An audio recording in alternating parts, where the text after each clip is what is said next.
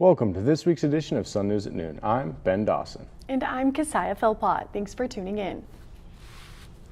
Utah Tech held their third coffee and comedy event on Wednesday.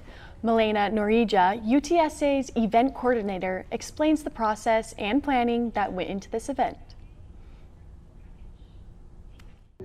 Coffee and Comedy was an event that was assigned to me under my role in this event. This is just the third year of the event. He actually came for our first year. We wanted to bring him back. He was in the budget that we had, and there was a website that I went through that had a bunch of comedians and their prices and stuff. So that's how I found that. This event impacts the students on campus because it really brings the active life portion of active learning and active life to campus and just get involved with other students. I was expecting 300 people, so I'm really shocked with the numbers that we got. More than double from the first year and more than last year as well. I think going to Wednesday events are important. Be active on campus and your life will change. The Utah Department of Transportation published its first map of a planned statewide network of trails. The trails create a highway network across Utah for bikers, joggers, and more. Communities from St. George past Salt Lake City and beyond to Bear Lake will be connected. This is the first project of its kind in the nation that will mean 95% of all Utahns will be within 1 mile of the trails. Utah Tech is preparing for the new Start Agritech Scale-Up Cohort program by co-hosting an opening webinar. Tuesday, the webinar highlighted how technology is changing farming.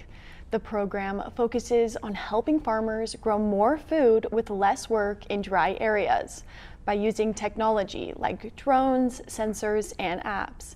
Applications for the program are available at academics.utahtech.edu/agritech and are open until December 31st.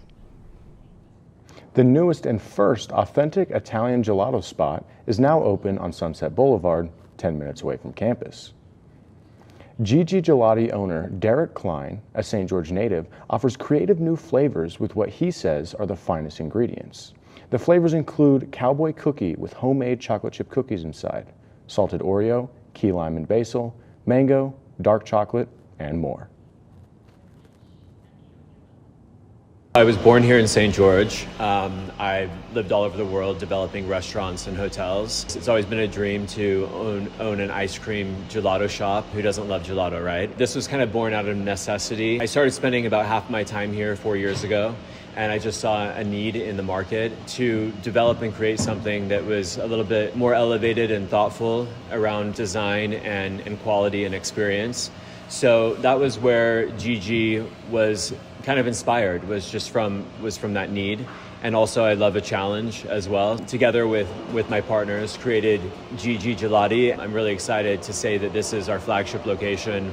This is our first ever location right here in St. George. Gigi Gelati as a brand, as a whole, of course we're a gelato shop, but we're also a community, right? We want people to come in here. We want them to feel inspired. It's a gathering place. It's a place where we can come together and we can share happiness and share moments together and create memories. We want the best ingredients, the best quality. It all plays out to the final presentation and the way that we're presenting the product. This is the milk chocolate and the milky cream Nutella. Here, I'll give that to you to try. The creme de la creme. Utah Tech's Student Resource Center is inviting students and faculty to use their on-campus food pantry.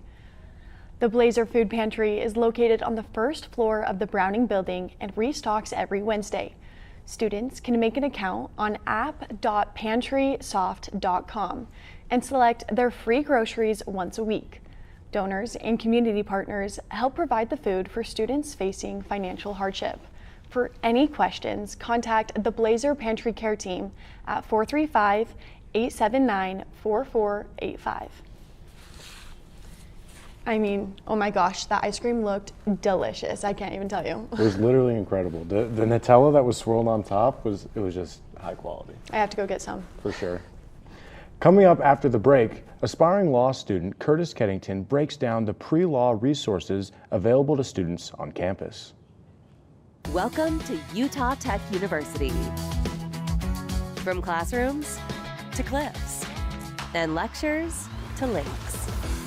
Here, we celebrate active learning, active life.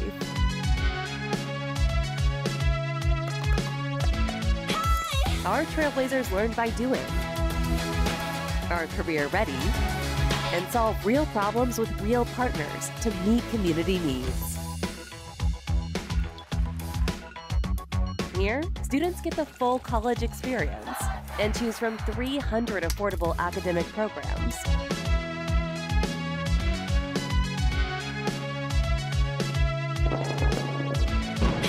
All in one of the most stunning destinations on Earth. With this as your backyard, life is just as active as your education. Come experience active learning, active life at Utah Tech University. Sun News' very own sports editor, Curtis Keddington, just took the November Law School admissions test, also known as the LSAT. He awaits results, but joins us today to talk about his decision to attend law school post-graduation and the resources on campus for aspiring law students, including the Pre-Law Society, LSAT study groups, the University Mock Trial Team, and more. Curtis, thank you so much for being here. Yeah, thank you for having me. Happy to be here. Of course. Curtis, I was wondering, what resources does Utah Tech provide for students who want to pursue law? So for me, I did not really know much about the LSAT or just the law school admissions process when I started.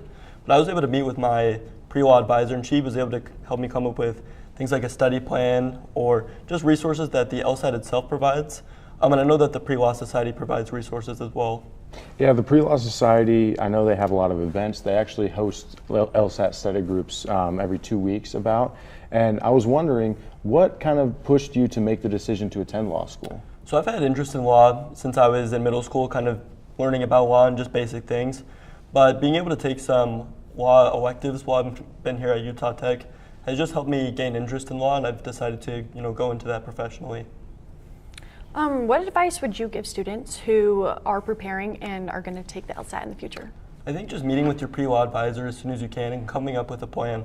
For me, when I was able to meet with my advisor and come up with that concrete plan, it helped me to figure out how I can work around both school and work with my study schedule and prepare as best as I could for the LSAT while also balancing social life, work, and school. Yeah. Awesome. Best of luck whenever you get your results. I know they'll come out probably later in November. So. Yeah, hopefully it went well. Oh, for sure. After the break, Dorothy Butters will bring the latest Trailblazer highlights. Welcome to Utah Tech University. From classrooms to cliffs and lectures to lakes. Here, we celebrate active learning, active life.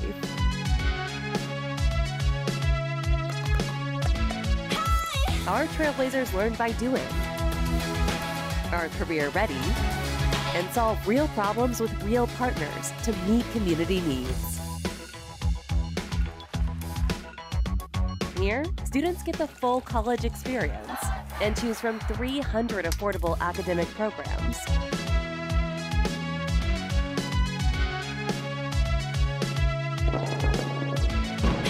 All in one of the most stunning destinations on Earth. With this as your backyard, life is just as active as your education. Come experience active learning, active life at Utah Tech University.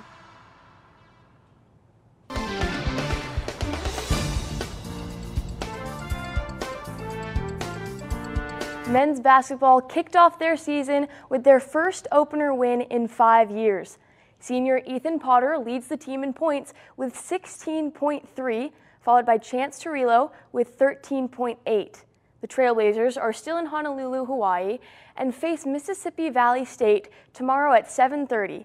You can watch the team live on ESPN+. In women's volleyball, the Trailblazers came back after a few tough games to beat California Baptist University, sending Utah Tech into their final matches of regular season on a high. Senior Taylor Snow led the game with a career high of 16 kills, while junior Tessa Traynor racked in a double-double and tied the team high of 14 digs. Tonight, the team is at home facing off Tarleton State University at 6 p.m. in the Burns Arena. Utah Tech men's soccer earned 7 all-WAC selections, with Coach Johnny Broadhead being voted head coach of the year. Coach Broadhead talks on how he views this achievement. I'm not here for awards. I want to help the players earn those. So definitely much more exciting to see the rest of the guys earn that and see our team's success. But yeah, it felt great.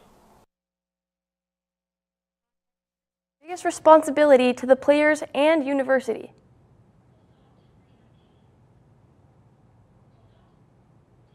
I think they need to see from me that I'm confident in them. You know, I'm sure there's things where we're at a disadvantage over other teams. Maybe they have some strengths over us, but that doesn't mean I'm not confident. This school has given myself and all the players a fantastic opportunity of playing at the highest level in college. We owe something massive back. They will see a group of young men that care very deeply about their performance because they know who they represent. Earning 7 all-WAC selections on one team is just incredible, and getting coach of the year, wow. Yeah, that is awesome. I did see that they lost last night, but I'm interested to see how they're going to proceed with the season because now there's nowhere but up. So yeah, it's too bad after such a great year that it all came crashing down. That's it for this week's edition of Sun News at Noon. We'll see you here next week, same time, same place. Have a great week, Trailblazers.